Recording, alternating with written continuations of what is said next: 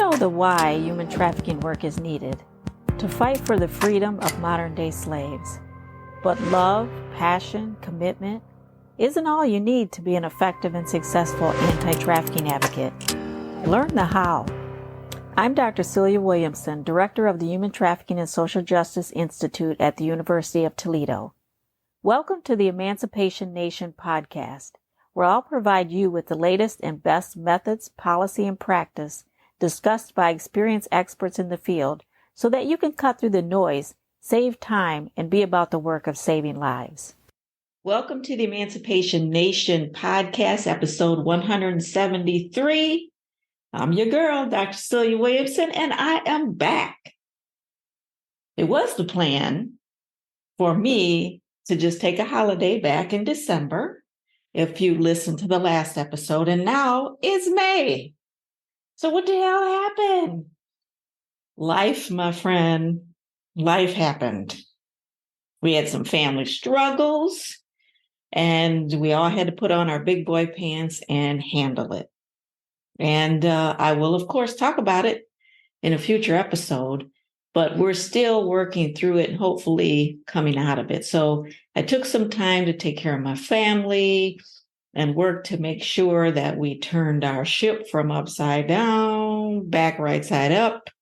So, family comes first. So, of course, there are some lessons in there that I would really like to share, but I'm still learning them and I'm still gaining perspective. So, but my curiosity brought me back to the podcast. What's going on in the world of anti-trafficking advocacy? Well, I met this guy named Dan Emmer, and he runs a program called Worthwhile Wear. It's an amazing program, and he is truly an amazing person. You absolutely have to learn about this program and hopefully figure out a way to shop Worthwhile Wear and let your money be used to support advocacy and freedom. So welcome, Dan. I appreciate you taking the time out. Thank you. Thank you for having me. I appreciate it. Yeah. And so, I know that you went to school for business and you were working in an engineering company and all that. I'd love to know how you got involved in founding this organization and why it's called what it's called. So can you explain that? Yeah, that's a multi-layered question, but I'm happy to answer that. I often like to describe my life as kind of like a life interrupted because for me, I was kind of going down the path of the American dream, right? Which is to get a really good job so you can buy lots of stuff. But my interruption really came in when I was working for an engineering firm. I had heard about human trafficking. And it was one of those things I just was kind of in disbelief when I learned that modern day slavery was around. And so it really kind of took me back to a simple question that was asked when I was in high school. In 10th grade, my history teacher had asked the question of the class. And the question was, students, if you were alive when slavery was here in America, would you have done something to intervene? Would you have done something to stop it? And as a 10th grader, I had raised my hand and said, yes, I would have done something because I believe that everybody deserves to be treated equally.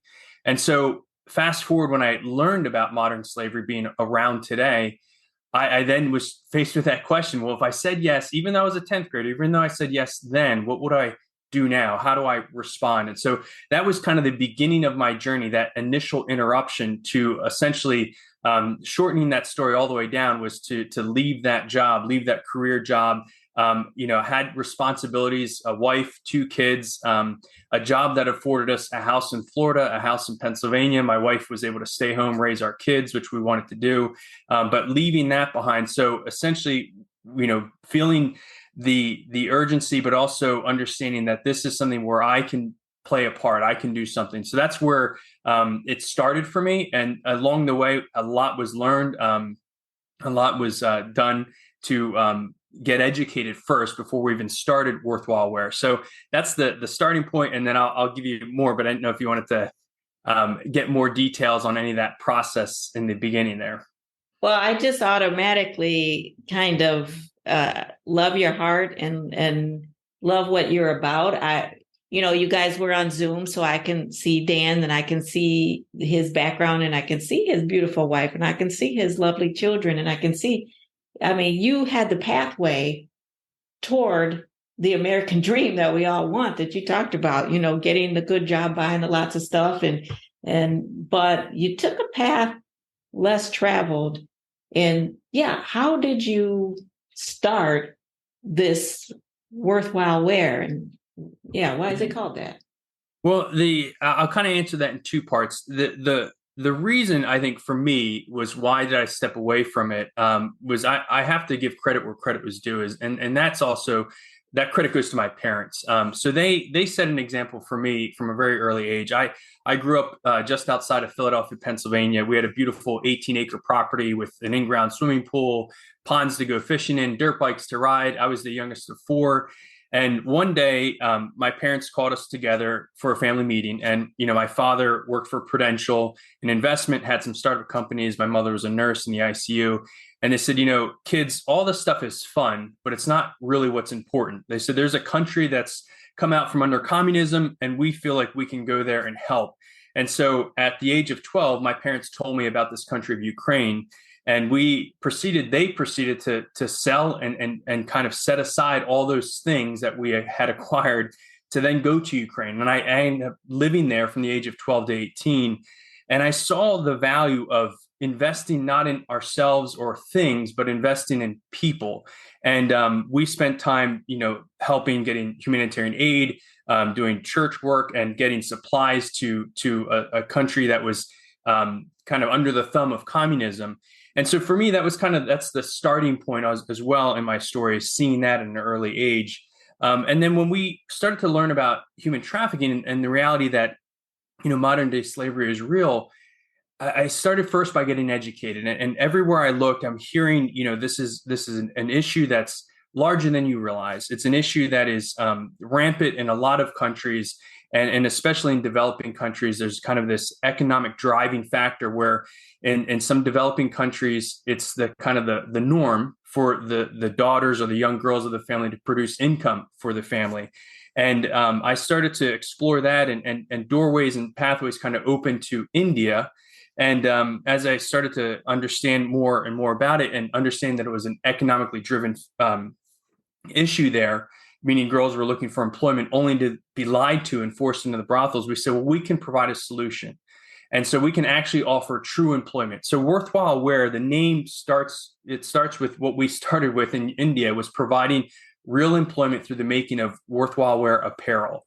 So t-shirts predominantly is what we make. So you can, here in America, you can go to your screen printer, you can go wherever you would normally get a shirt screen printed and say, hey, instead of printing that on a Gildan t-shirt or a Next Level t-shirt, print it on a Worthwhile Wear t-shirt, and allows people to promote their business while also promoting freedom.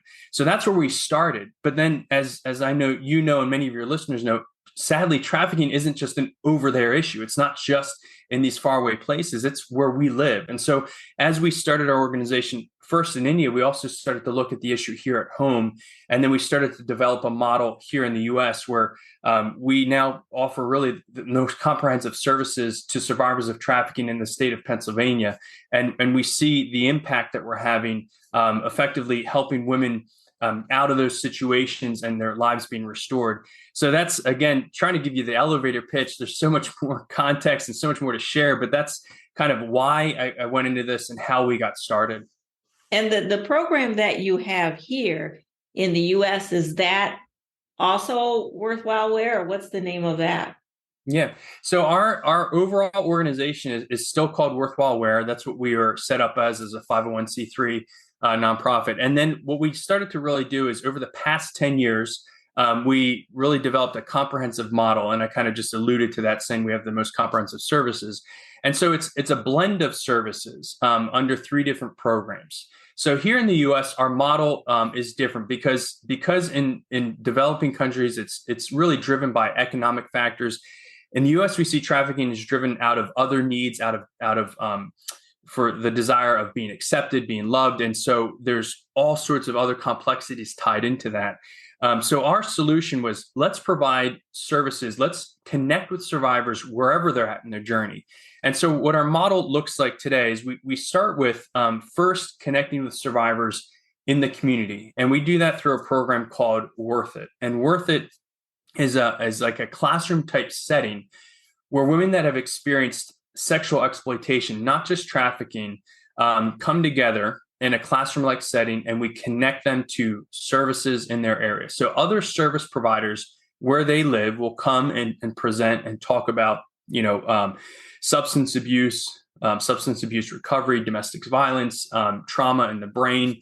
And we spend a lot of time letting these women know, like, these are services available to you in your community, as well as we spend a lot of time looking into trauma, because what I think is so important for people to understand is there are amazing services out there, and not to negate them or think less than. But if you're offering just housing, right, or you're offering employment, but you're not taking time to look at the trauma, the underlying factors, you're kind of missing the thing that causes that perpetuation in needing those services.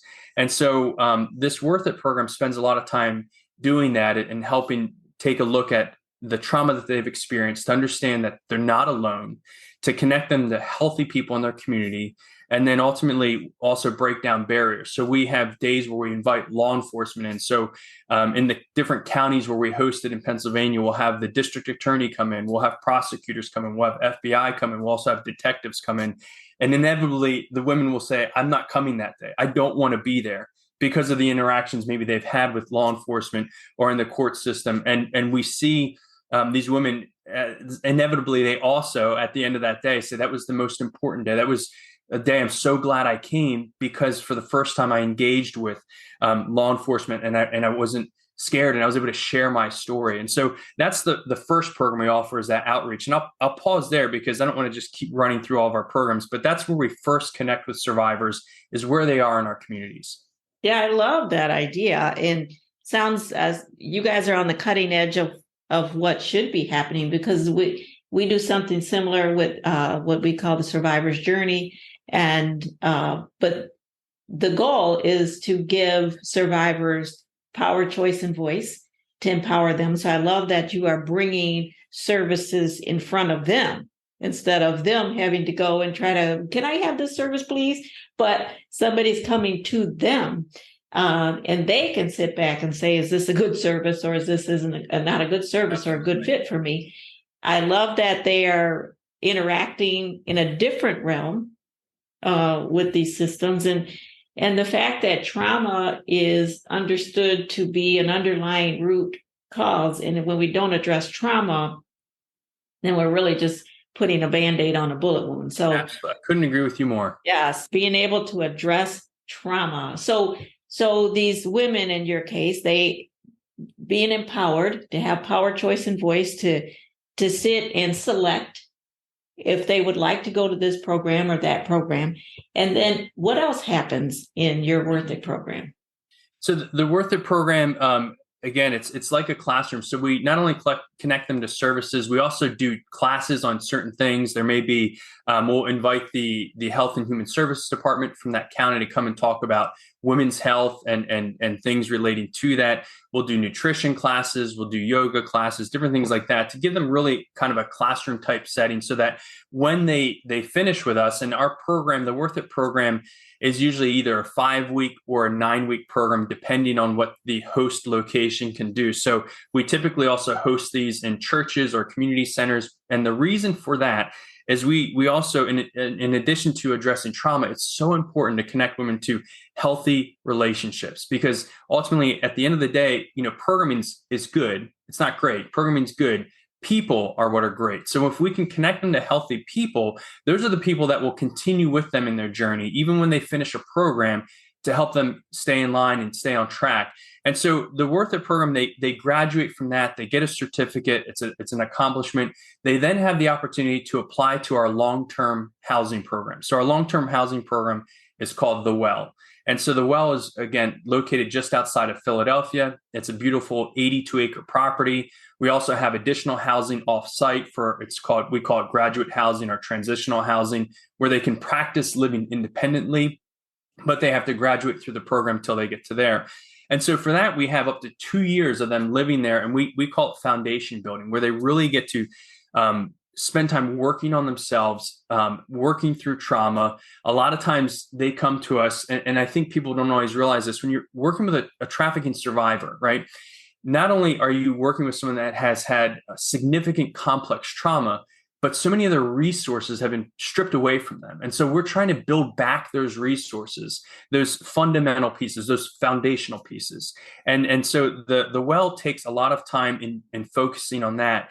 And then finally, the last part of our program. So I said it's a 3-part program. The Worth It connects with them in the community. The well provides long-term housing. And then we also provide employment because we feel it's so important for them to have all those pieces. So the employment comes through our Worthwhile Thrift stores. And Worthwhile Thrift is where they a lot of times will have their very first job. They come to us sometimes with no work experience or limited work experience. I'll be honest, some of them aren't the best employees when they start with us, but we say you're in a safe environment with trauma-informed staff that can help you make mistakes, but learn from those mistakes. And so we have women that will go through the Worth It class, go into the well, and then move into the graduated housing, and then move into our employment. And by the time they graduate with us, they have not only really addressed trauma, they have usually most of them have around $10,000 in savings. They have a network of healthy people in their life. They have employment. They've moved on usually by then moved on from our Worthwhile Thrift to employable wage type employment with benefits. And they have a really strong foundation. So what I'd love people to understand is like what we're offering is all the tools and pieces to it. But what it ultimately means is that there is hope, because I feel like so often people feel overwhelmed when they see or talk about the issue of trafficking. But the hope is that restoration is possible. And that's what we're seeing through our programs. Yeah, I think what you're describing, and if the listeners picked up on it, this continuum of care, this movement from victim to survivor to thriver in the internal work of trauma and the external accomplishments they need with crisis housing, transitional, and then on to permanent and jobs, sort of a job coaching kind of job, and then on to your permanent or livable wage or even a potential career job. There's a continuum. And a lot of times we forget, we're like, well, we're going to provide services for victims, but victims should be growing into survivors and into thrivers. And so your program should have a good continuum of care. I'm so jealous because we need this in our state for sure. And so how do people get involved with Worthwhile Wear? How do we buy the products that Worthwhile Wear sells? Well, you said a couple things there. You said we need this in our state, and I want to talk to that point, but I'll answer that last question first. So the way people can buy our stuff is we have a Worthwhile Wear website, worthwhilewear.org. On there are items for sale. We do not have the t-shirts up at the moment. We actually will be putting them back up. We are in stock again. So COVID did a number on us. So India, we had to shut down our operations there for 2 years solid because they were under very strict lockdown. So we've since reopened. We've restarted production, but we are trying to get our production caught up. So our website doesn't indicate that. It'll probably be in about 2 or 3 weeks. It'll be back up on that.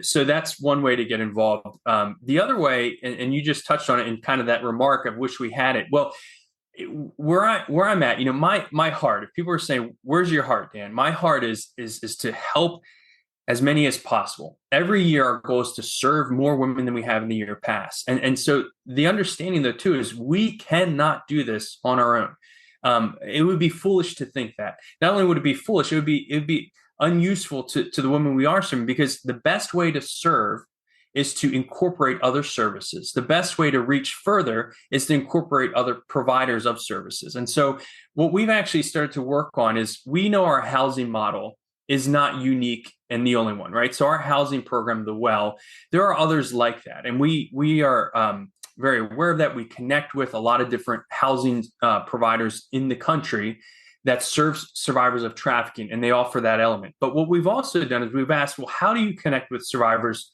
in your community? And then also we ask, well, how do you employ the survivors in your housing program? And what we find is there's kind of like a gap in that area. And so what we've begun working on, this is kind of our an early pitch for our 2024 initiative, is we're actually working on Worth It being a module that organizations can plug into their system, into their housing program, that they can then operate and run their own Worth It program. So connecting to women in their community who then can transfer into their housing program. And then we're doing the same for our Worthwhile Thrift, where we have that model where it's a, for lack of a better term, it's not a franchise, but I'm just saying franchise so it's easier to understand. They can have their own owner-operated Worthwhile Thrift. So that same housing program can run a Worthwhile Thrift and provide employment and generate income for themselves as well. So we look to engage with because we want to serve as many as possible, and we know we can't do it on our own. So we are looking to engage with other organizations around the country that are saying, I could see the value in that. I could see the value in connecting with women in my community. I could see the value in providing employment to them. And so we have women that work in our stores. We have assistant managers who are survivors. You know, we love that we can provide that piece to them. And that gives them that empowerment, that gives them the courage to know that they can do even more.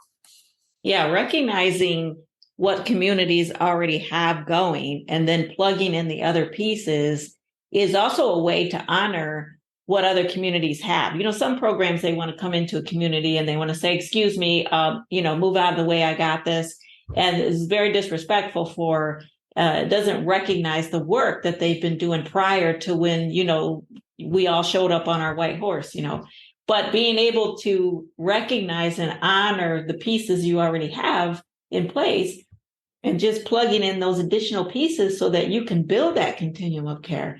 I mean, I think that's very smart. So if someone is interested, an organization is interested in, plugging in the pieces and getting consultation from you or some of your staff, how do they do that? Yeah, so beginning in April, I think we'll have it up on our website. End of April, we'll have both the Worth It application process. If you're saying, hey, we want to apply to learn more to become a host site, this is something that we're doing. This isn't like a cost. We're not trying to do a subscription or anything like that. We just want to say, hey, here's the model that we've developed that we feel is so helpful to connect with women and offer that. And the same for the thrift part of it. That's something that we will have on our website. So if someone is too anxious and they can't wait until then, they can definitely email us. The best email is just our info@worthwhilewear.org and say, hey, I'm interested to learn more about hosting a Worth It program or running a Worth It program, or I'm interested about this owner-operated Worthwhile Thrift, because I see a lot of people already have asked or inquired about that thrift part of it, because it's really neat that you can have kind of a retail space that's synonymous with working with survivors of trafficking. There isn't one like that. And I think to be able to say, hey, there's a network. So if anyone in whichever state they're at, they're going, I'm going to go shop there because I know it's supporting survivors. That's a pretty powerful thing. That's pretty cool thing to get excited about. So that will be on our website in short order. So if they're listening to this later, then they'll go check it out and they're there. They can log in and sign up that way. That's fabulous. And so let me ask you, Dan, if I'm an agency and I'm interested in this, is there a specific consultation fee, purchase price? Is it a la carte, like depending on what I need and how much time I may have with your organization? Does the funding depend on that? No. Well, so some may say I'm stupid. I could agree with that. I'm a foolish guy because I'm the youngest of four. I think the youngest tend to get in trouble a lot. So I have plenty of stories to back up my bad decisions. Maybe this is it. I'm the youngest. So I get where you're going. You can relate. So no, there's no cost because, again, it goes back to, where's my heart? It's to be able to help others. So what we essentially do with the Worth It is we provide the curriculum, the resources, the tools. We also have video content for different presentations. So there may be topics for example, like domestic violence. So you don't have a presenter or a service provider who's really capable to present on that topic well. We provide the video content for that. And then we actually go as far as to having one of our Worth It coordinators come out to you for that first week. Wherever you're at in the country, we will send our person to you to help you for that first week of launch to do all the training in person so that you can say, okay, now I feel like I have an understanding and you're not kind of just doing it alone. So that's, again, maybe it's not a great business idea, but we're not in business. We're in this to help people. So that's what our setup for that looks like. That's amazing. Okay, now I have to ask you, where does your funding come from? And like what does your budget look like? Yeah, our funding comes from a variety of different things. So again, we set ourselves up out of the gate to be, our goal was to be self-funded. We're not there yet, but we have funds that come in through our Worthwhile thrift stores. We have funds from various grants. We have funds through our Worthwhile apparel. We also do a lot of large campaigns. So we really engage in businesses in a lot of fun and unique ways. We've done national telethons. We do galas. One of the things that's coming up that I think is worth mentioning is beginning May 1st, and it ends on July 30th. So July 30th is National Day Against Trafficking, or National Trafficking Awareness Day, sorry. And we do this thing every year called the ACT Challenge. It's our National ACT Challenge. And the reason it's called that is because people are usually antsy after winter season to go out and be active. And we say, okay, take those miles, whatever you like to be active in, whether it be walking or cycling or swimming or hiking, and just log those for us. So you log them either on our website or through social media. And that's all you have to do, because we actually go out and we get sponsors. So if you ever wanted to say, Celia, that you are a sponsored walker or a sponsored jogger, you can say that when you join the ACT Challenge, because we get the sponsorships for you. And so we just ask the community, and it's more of an awareness thing, because we can go get these sponsors and they'll give the money, but we say, no, don't give us the money. We want to earn them. We want our audience to earn them. And we get a great showing from across the country, really heavily on the West Coast, heavily on the East Coast. Midwest, you really got to step it up. But we get a lot of people that come and they unlock those dollars. So we'll raise anywhere from $75 to $100,000, and all these go towards serving survivors. The dollars go towards the programs, the outreach program. So when we say we'll send a coordinator to you to train, well, it's because of these generous donors, these businesses that say, hey, I want to be part of that ACT Challenge. And that's one of the other ways that we generate funds. So a variety of different ways. We have a creative team, and it's always the goal is to engage the community and helping them understand, like, you can play a part. In fact, actually, I'll share briefly one quick story. I had someone tell me, this was probably 2 years ago, they were on a family bike ride, and it was their three kids and the husband and wife. And the husband had told me, he said, my daughter, who's 13, was saying she was really tired near the end of the ride, and she actually wanted to stop. But then she remembered why she was riding, and she pedaled faster. And he said, she told me this after the ride, and I was wondering what was going through her head. And that to me spoke volumes. Like, to her, it meant something more. And we have schools that will do their assemblies. They'll dismiss the assembly and walk all the students around the building for 1 mile. And all those students then log their miles. And it's awareness. So these students know what they're walking for. And it's one of those things we just love, that we see the involvement, engagement, all the way from Alaska to California to Pennsylvania to Florida, people getting involved. And so that's another way that we get people involved, but also generate funding.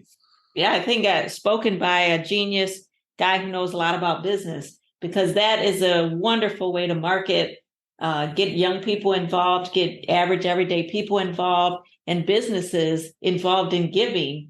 And it's also a healthy thing for people to be doing. So I think it's like all the way around just a great idea. So your parents, I'm going to just give all due credit to them. I'm sorry.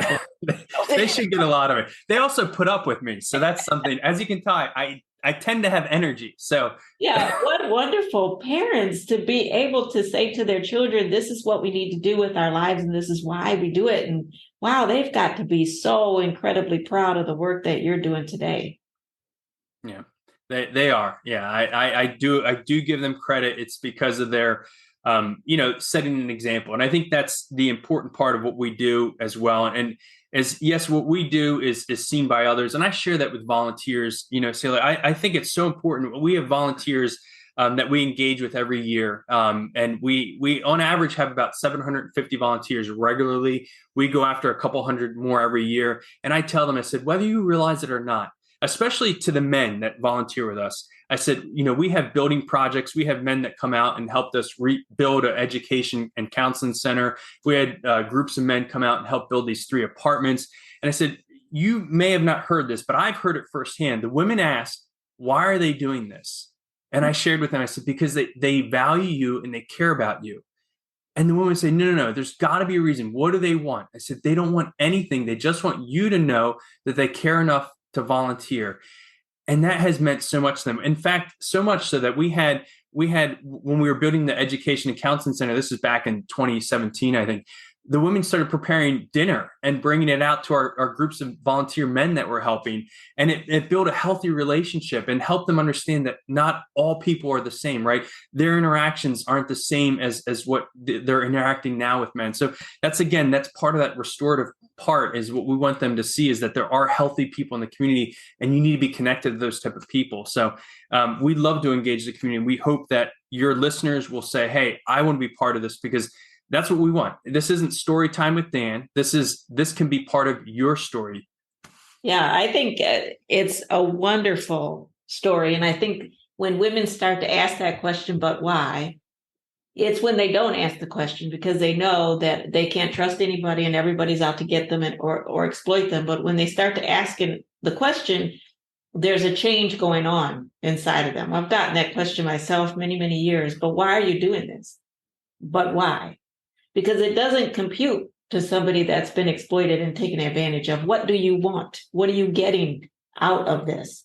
And when it's like a puzzle. And then when they find out that, you don't want anything from me but the best for me, that is a turning point. So being able to see those role models and those mentors and those guides and those people that show up to do good offsets that thought that somebody is always trying to get something from me or use me, abuse me, exploit me. That's been my experience.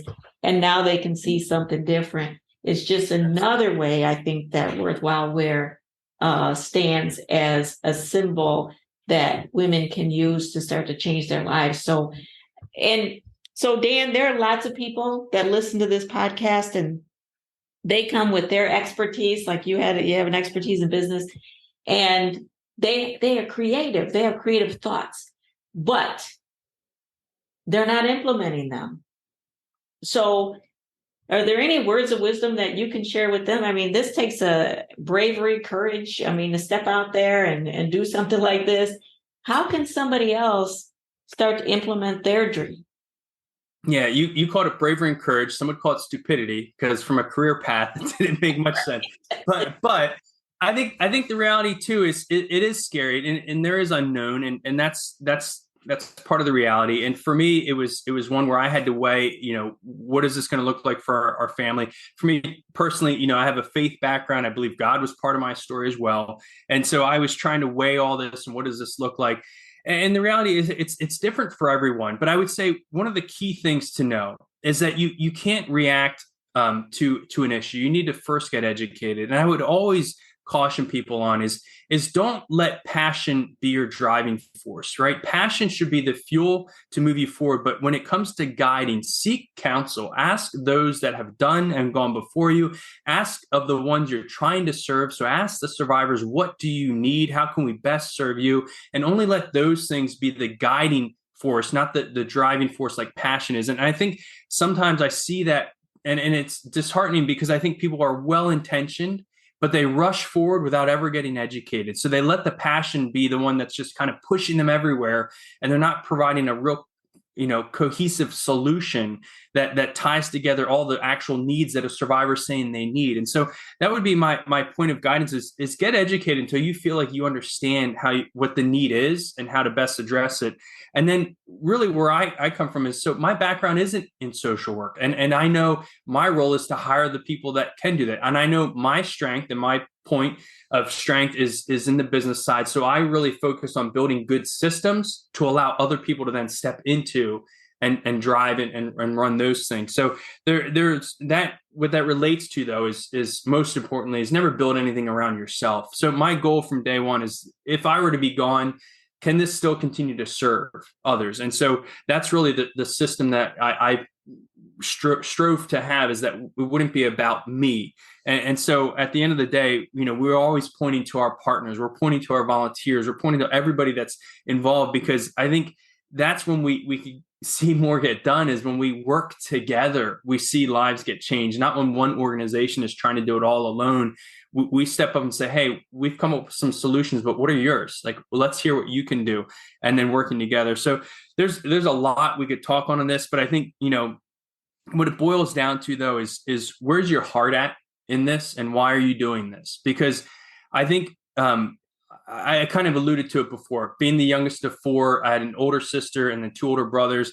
I always got myself in trouble. And if I were to ask, yourself and those listening, who here's done something stupid, right? I think we all would raise our hand.